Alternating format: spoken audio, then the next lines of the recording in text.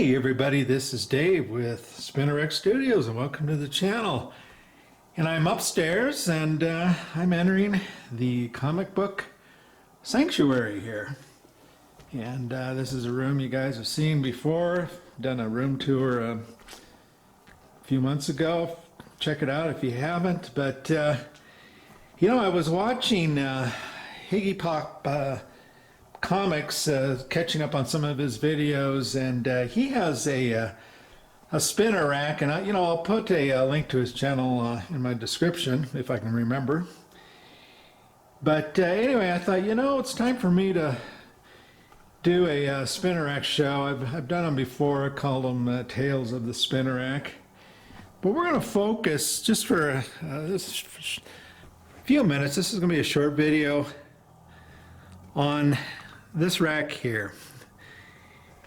And I'm sure you guys have all seen this rack before. One of the more common vintage racks, probably made back in the early 80s, I'm going to guess. And I partly can tell that by the size of the pockets. They're not quite as wide as some of my older racks, and they don't really fit like Silver Age.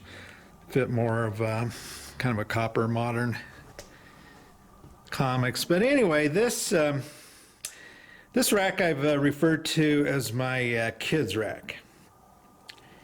And the reason why I do that is that, first of all, it's the out of my four racks, it's the only rack that I have books that are not in Mylars and bagged and with backing boards. Everything here is a reader comic book, and it's kind of heavy on kid appropriate comics, I would say.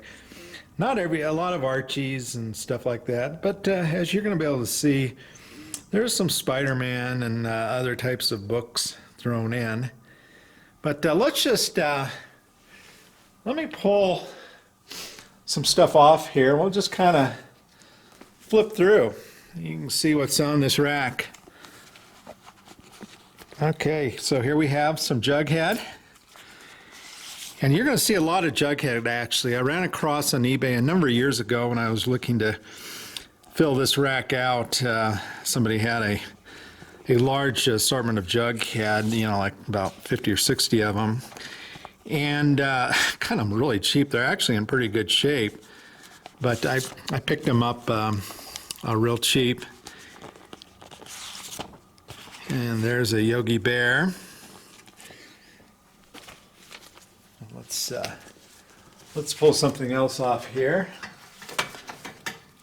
We'll spin the sucker around. And here's a little something different, just an oddball Submariner. A number of classic illustrateds. Probably maybe have about 30 classic illustrateds on this rack. There's a Harvey Classic Woody Woodpecker. And here's an upside down Classics Illustrated Macbeth. Exciting, huh? Jughead. And another Classics Illustrated. And here we got a couple of Aces High EC reprints. So you can kind of see, an assortment of things on here. Let's go to something else. Let's spin this around.